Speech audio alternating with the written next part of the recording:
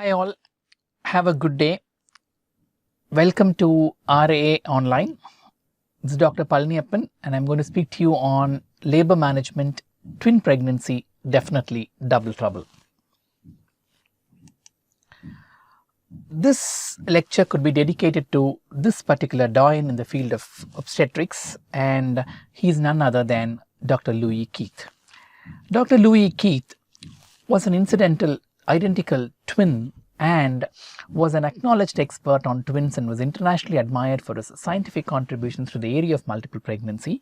And you could see the picture of the identical twin, and any topic, any paper, any recommendation so far some time back would go for his approval before coming into the journal, article, whatever. And Louis Keith passed away on July 6th, 2014. He was 79 years old, and he is remembered for his fantastic work on twin pregnancy. We would be dealing only with labor and delivery of twins because that is the most complicated scenario which would go on. So the question is when to deliver twins, and I'm sure you would know that there are uncomplicated dichorionic diamniotic twins. Deliver them at around 38 weeks of gestation because 37 weeks is term for them. The complicated dichorionic diamniotic twin, I've put a question mark there because you would deliver them whenever the complication arises. Coming to monochorionic monoamniotic twins, we would deliver them somewhere around 34 weeks of gestation.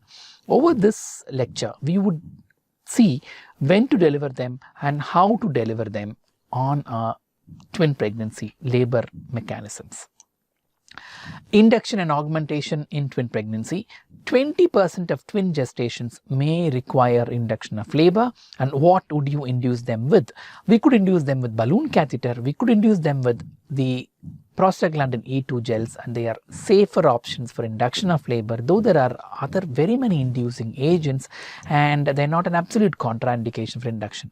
Labor of twin pregnancies and that of singletons responded similarly regarding maximum oxytocin dosage, interval from oxytocin to delivery, and similar successful vaginal delivery, 90% in both the groups.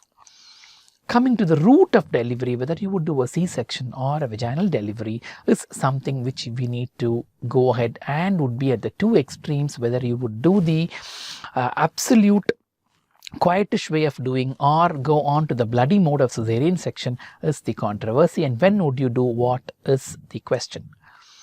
Coming to dichorionic diamniotic twins, the commonest of the type of presentation would be twin A vertex and twin B vertex. Attempted vaginal delivery is appropriate for